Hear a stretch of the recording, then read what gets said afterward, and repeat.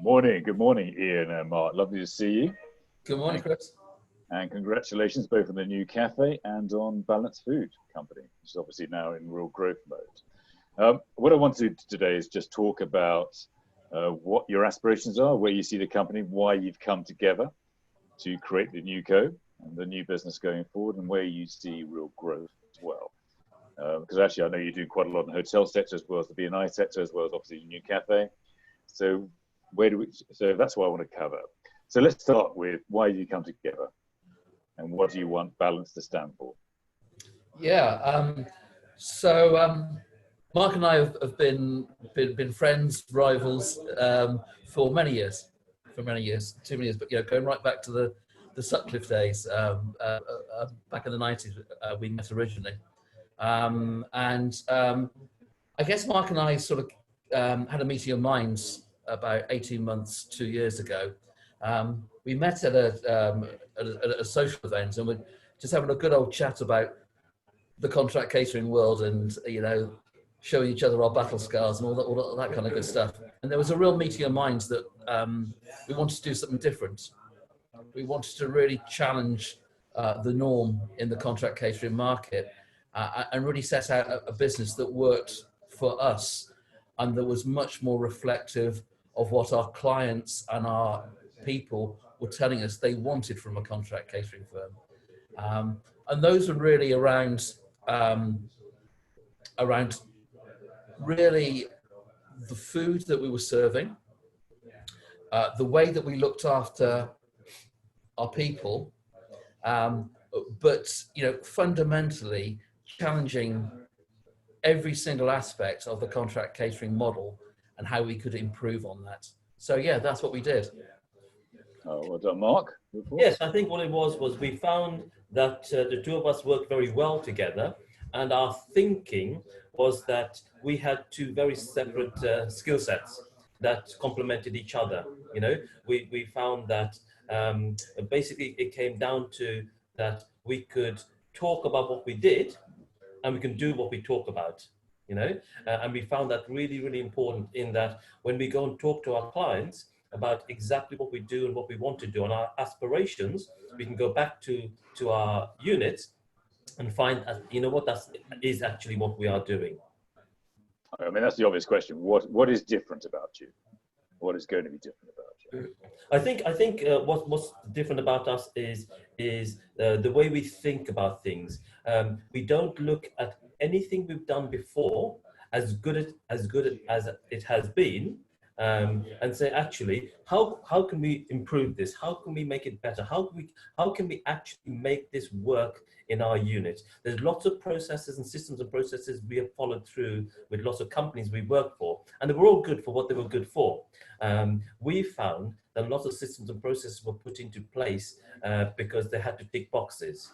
And what we found was it didn't always work at the unit level, or it made work at the unit level 2 or 3 times harder. What we focused on, and it's very, very important to us, that our unit chefs and our unit managers, what they focus on is cooking and serving. And so everything we do, all the support and all the processes that we put in is to make sure that we can achieve our standards of food and service. So this is about enabling people, yes? Well, yeah, yes, I think it is to a certain degree, Chris, but I think, if you talk to the poor old catering manager or the chef manager, time and time again, they tell us, my goodness, my workload is just through the roof. They spend more time in the office in front of the computer doing reports, audits, all of that kind of good stuff, which actually takes them away from doing what we're here to do, and that's food and service. So the way that we structured the business is to change it so that the manager has a support person there who does all of the due diligence stuff, all of the reports for them. We have people that do that. It relieves them of that burden, and now they just spend time doing great food, inspiring their people, both their customers and their staff, and just giving really, really good customer service. And that's what hospitality is all about, food and service. Now, hospitality has gone through, well, is going through a really tough time. So a lot of operators are looking at the industry, obviously not the same way you are. So why now? Why are you starting out when things are really difficult? You obviously see an opportunity. Well, when we had the initial conversation, then I hadn't even heard the word COVID. So yeah, clearly, it threw us a bit of a curveball, and there are certainly challenges. But for us, it's all growth. And I think what's important about why now is that our thinking's different, and a lot of the clients are thinking that it's very important for their well-being, for their staff's well-being. And this is where we come in. We genuinely care for not only our staff, but the staff that we cook for and their well-being. And this is the time that we have to change the way people are thinking about the well-being of their staff. And I think that's why when we talk to clients about good food and good service and looking after them and looking after their staff, we come into our own. I think there's two interesting parts here, isn't there? And I think contract catering is going to have to change out of this period of time, isn't it? Absolutely. All the barriers are breaking down. Absolutely. I think contract catering needs to re-look at the whole model of how it works. We feel that we are changing the way contract catering should look at things as far as we're concerned. You know, we are not going to have things like area managers and so on. We're going to have area support people. An area manager does 20 different jobs when they go into a unit, and it's not fair on the area manager, and it's not fair on the unit, because none of them actually get what they want out of what they need. So what we've done is we've changed the whole model of contract catering and said, actually, what we're going to do is we're going to put quite a lot of emphasis on the manager and the chef running the unit, and we're going to give them support people to make sure all the due diligence is put into place. I think also, you know, it's fair to say that the clients are starting to re-examine what they do. You know, a lot of science and research about how the clients need to re-engage with their own workforce. And, you know, that's really interesting because we see ourselves as actually going beyond food service. So if you have a cafe or a restaurant in your place of work, we have the ability to touch every single person in that building in some shape or form. And that's quite unique and quite precious.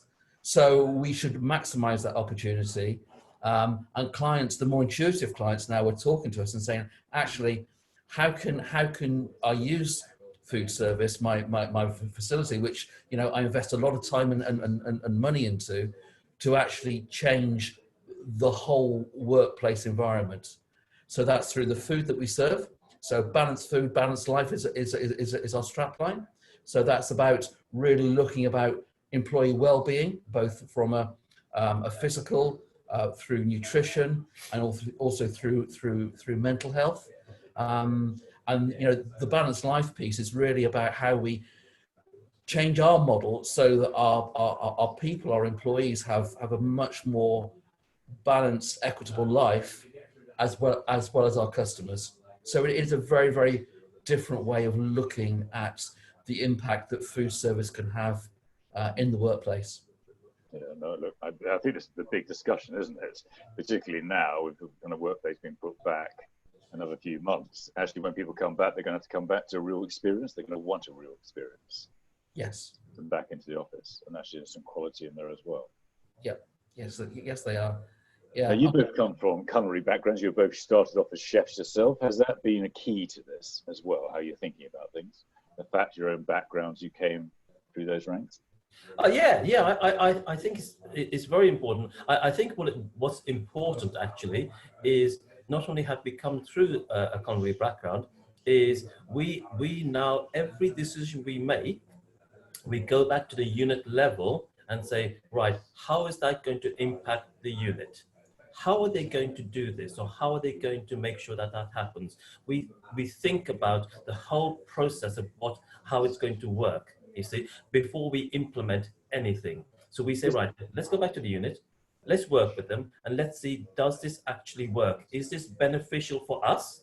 And is this beneficial for the unit? And I think having a culinary background and working in kitchens, we understand the thinking of working in a kitchen. We understand how it works. So we make sure that every decision we make it so as the unit can physically do what we want them to do. It's quite old school.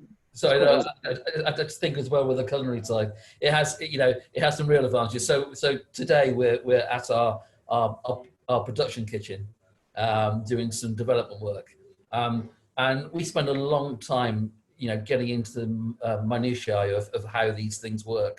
But we can challenge each other.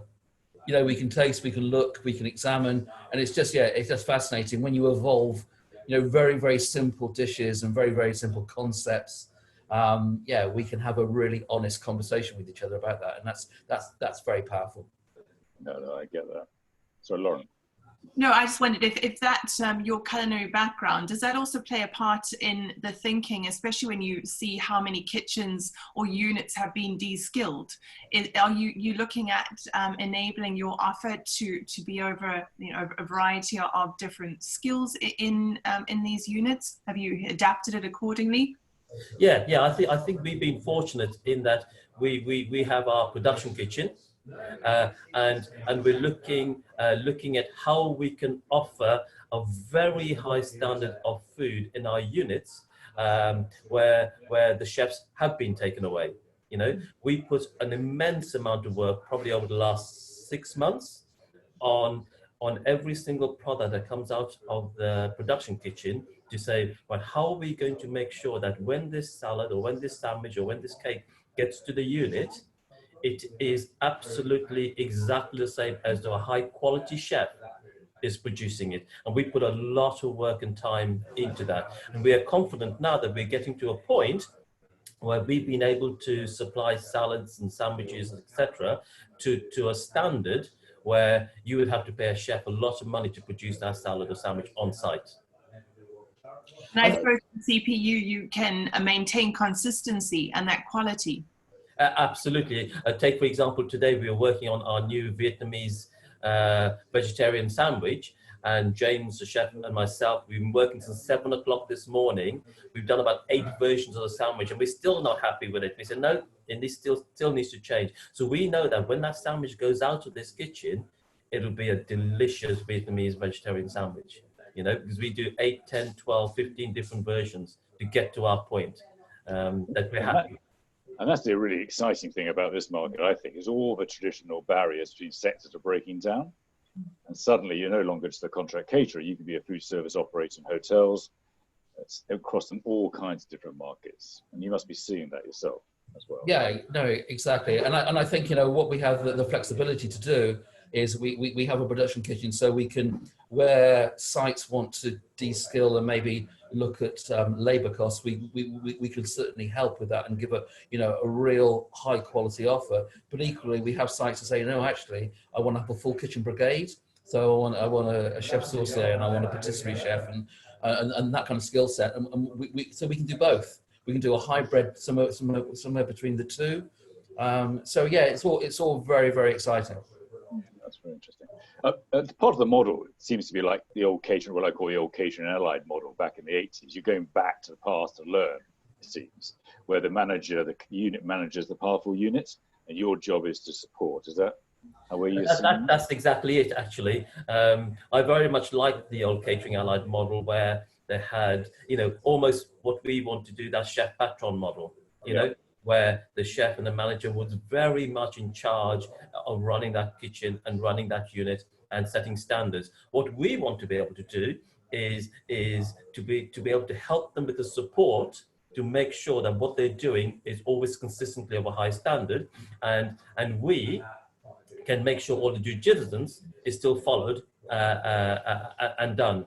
But we still want to make sure that chef patron and the chef and the manager on site has a lot to say in what they do, with our control and our support. And we look at ourselves as more inspirational type people. So I say to all the head office people, when we go in, we need to be more inspirational, as opposed to just say this is what they're doing right or this is what they're doing wrong. We must inspire them to do better. We must inspire them to be better. And that's a lot of the argument at the moment, is that service has never been more important. So you're taking away the bits to enable the real service. Exactly right. And the beauty about starting a new business is you start with a blank sheet of paper.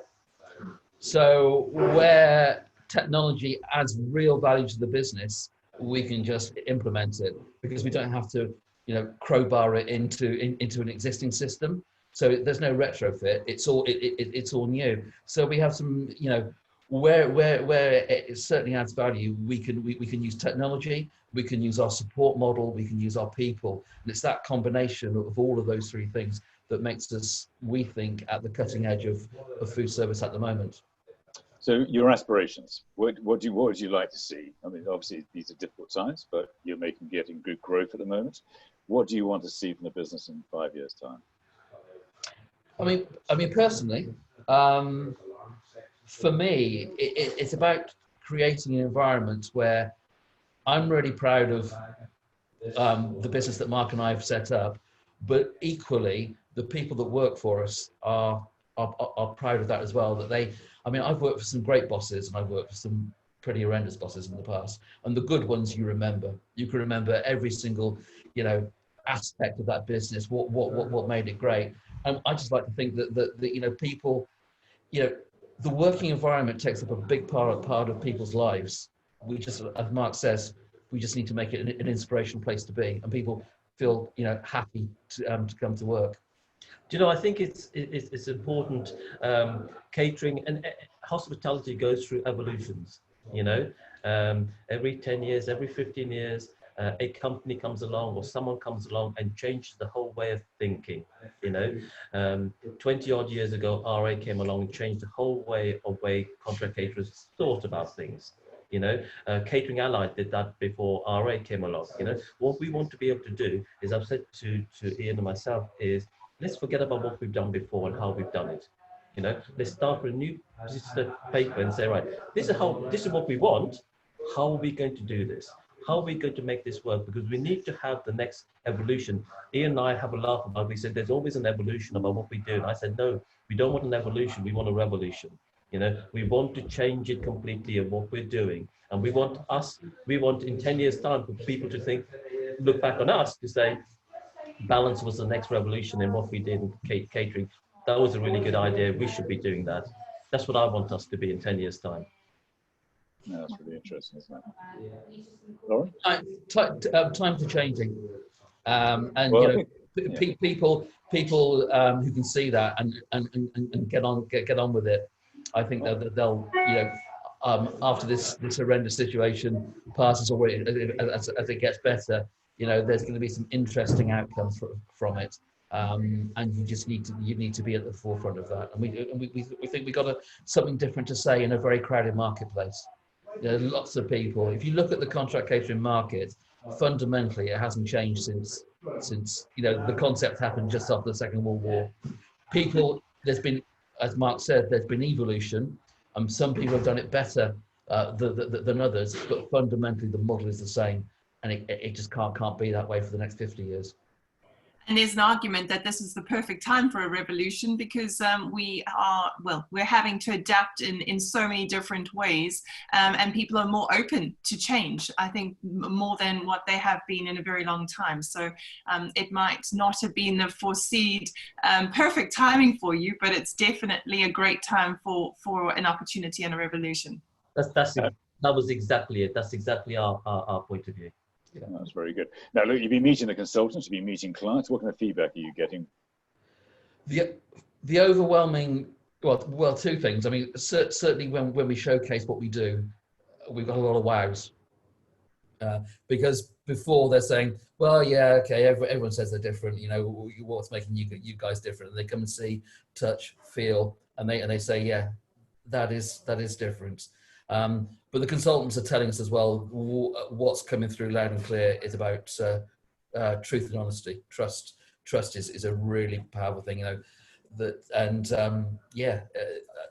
that's what they want to see. So they want to see change. but they want to trust the people that are actually delivering that message to. I think what they've seen also on what they've actually seen is that we've created this model from our production kitchen to our cafe that, as far as we know, has not been able to be done before. No one has been able to get the quality of salads and the quality of sandwiches that we produce at a cafe from a production kitchen, because it was immense amount of thinking and reworking and developing. And we feel that we are the first company that's been able to produce the quality of salads and sandwiches from a production kitchen to be able to be delivered on site and get it displayed with absolutely no skill on site whatsoever, to exactly as we wanted. When we went through with one of the consultants our spec book, and which is all photographed, and the salad on the counters, they said, "Oh, it's exactly the same." We go, "Yeah, we know, it's exactly the same." And they couldn't believe that we could get to that standard from a production kitchen. Hours and hours of work go into that. No, I get. I mean, it sounds like you're getting the technical side. That's where you've been focusing, to get all the technical detail side right to launch your business. That's exactly it. We put a lot of thought into making sure that right at the end, we can get what we want right at the end. Because as company owners, sometimes we have something in our head that we want to do. And as the company grows, as we get more units, that gets a little bit diluted. And yet the company owners, as company owners, we still think we're doing it. You know, what I've said to Ian is we must put some systems and processes in, and what's in our head, that when we have 5 units or 10 units or 20 units, we are still genuinely producing it. No, I mean, the other comment that I have had from numerous people, the best Reuben sandwich in London. the best. We had a lady from Quebec came in, the home of the Reuben sandwich, and even she said, "I haven't tasted a Reuben sandwich like that ever in my life." And that's just immense when you get that kind of feedback. No, that's lovely, isn't it? Yeah, so let's tell the viewers, if you were watching this, what this new cafe is, where is it, and why are you taking on a retail outlet? So it's right in the heart of Leadenhall Market. Great location. Great location, and it is a typical London city centre cafe offer. We've got very few seats in there. I think we can seat probably about 10, 15, 20 people. So it's predominantly grab and go takeaway. We're competing with the Pretz of this world and the Itsus and all that kind of thing. The offer is different. It's a cafe, but not just grab and go. So there's some skill around the culinary side and the cooking side, so you can get hot food as well as cold food. In addition to what we call our production kitchen products, we have some hero products as well. So we source a sausage roll from the Forest of Dean. I promise you, I've tasted a lot of sausage rolls in my time, and this is just a phenomenal product. And we're happy to promote and showcase those kind of things. So yeah, some very, very different products. Our tea offer, we wanted to move away from a bag of PG tips or a better version of that. We're the only cafe in London, we believe, that are serving a British grown tea. So it's a loose leaf product that you put in a cotton bag and make your cup of tea. No plastic, no plastic at all, and it's a great cup of tea. It's a great cup of tea. So yeah, just very, very, very different products. Exciting thing as well, I think, is that historically that there have been arguments that contract caterers are not always proactive with their clients. There's not always this partnership.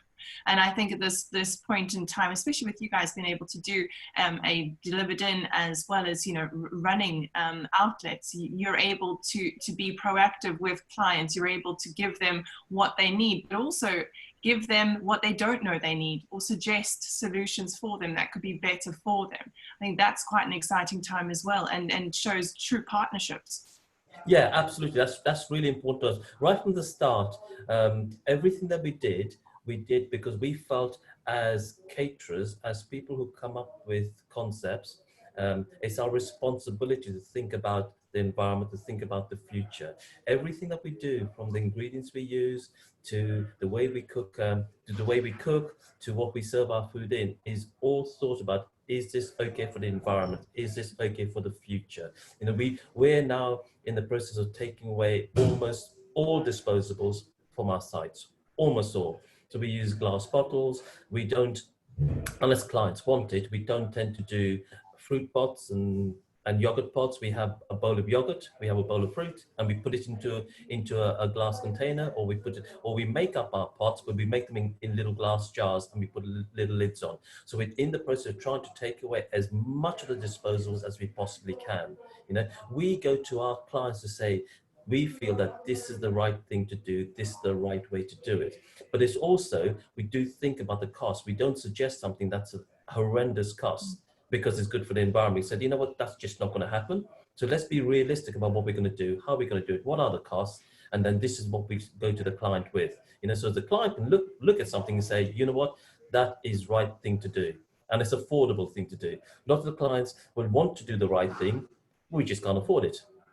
So, you know, we go to the clients with the right solutions that work for everyone. I think also, you know, clearly sustainability is a massive subject at the moment, and nothing irritates me personally more than I read a big corporation has reduced their carbon footprint by X, and all they've done is they've paid someone to plant more trees in Scandinavia, or they have all these beehives, you know, in Surrey that they've and all they've done is they've paid the money, so they have a clean conscience because they paid for it, but they're not actually doing real solutions in their own business that will have an effect. What Mark and I have said is that if we're going to have a sustainable message, it's going to be real practical solutions that the guys physically do in the sites, day in, day out. So our goal is to have to be 100% plastic free in the next 6 months. We've still got the dreaded cling film to get through to find a proper solution, but we are working really hard that they're real solutions, not just something that looks pretty in a sales brochure. So for example, in the cafe, what we've done is all the products go in plastic containers that have lids on, and those plastic containers go into the unit use it, gets put back in the fridge, comes back to the production kitchen, we wash it, put it back in. Any trimmings of food that get cut up in the unit, that goes into plastic containers, comes back to the production kitchen then will then make a sauce, so a sauce with it, so there's no wastage at the production kitchen. Everything is controlled. Everything will go in controlled portions. So the production kitchen, if they order 10 sandwiches, they get everything in for the Reuben sandwich for 10 portions. So there's no wastage. The only wastage is that if at the end of the day we don't use it, you know, and that's where we talk to our managers about how they control their stock levels on site. So we try to cut down things, and we try to cut down on wastage and anything to do with the environment, but in a very practical way. Oh, very interesting. I mean, it's really interesting. It does occur to me, you both had great careers. You have had great careers. That actually you're putting it, this will define you both. How do you, I mean, it must be quite an exciting time, isn't it? As well as scary. Oh, yes. I thought about it, Chris. Yeah. No pressure. No pressure. Your whole life is on the line here. But yeah. Yeah, I think we've been fortunate enough to work where we've worked and done what we've done. I think that's given us a lot of insight into how we can go forward, you know, how we can actually make a difference. And it's important to me and to Ian, I think, is that when we go forward, when we do things, we're making a difference. You know, not only to our staff, but to the environment and to our clients. It is really important for me to walk into one of my units and I think, you know what, that's the best it can be. You know, I've always said that if I walk into one of my units and I'm unhappy, why am I doing this? It's not for me to do. Okay, so what concerns you? About the future? Yeah. What do you see as your threats on the marketplace? I mean, you've talked about the opportunity, and I think there's a huge opportunity.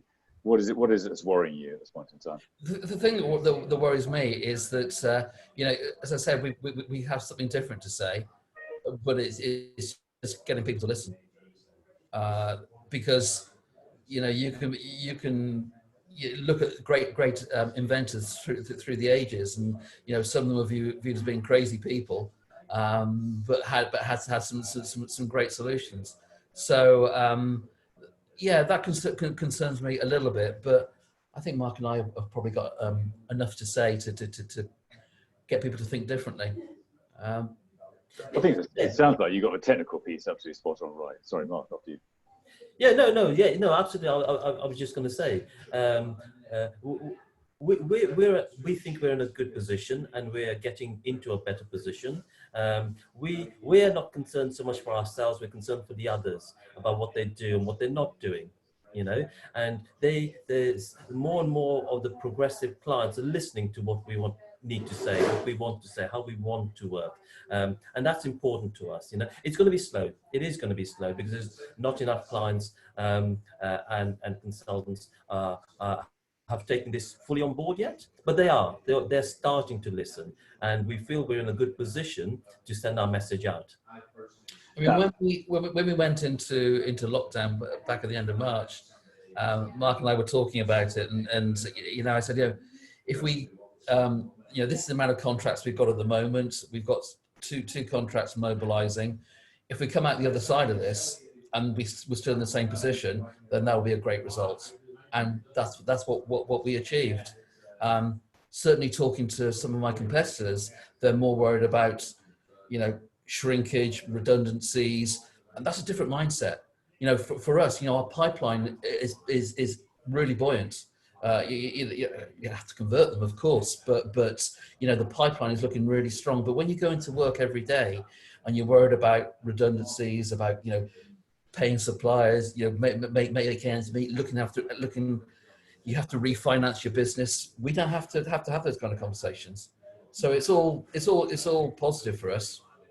Well, And hopefully that's infectious to our client base and our employees as well. Now, one of the things, just final thing, that you both come from quite strong culinary backgrounds yourself. Let's just talk a bit about you two, because the people don't know you, won't know your own backgrounds. And now, Mark, I always joke about you were an Olympian. I was surprised he's not wearing his medal, A bit of bling on the call, that'll work. It was javelin, wasn't it? I'm sure it was javelin.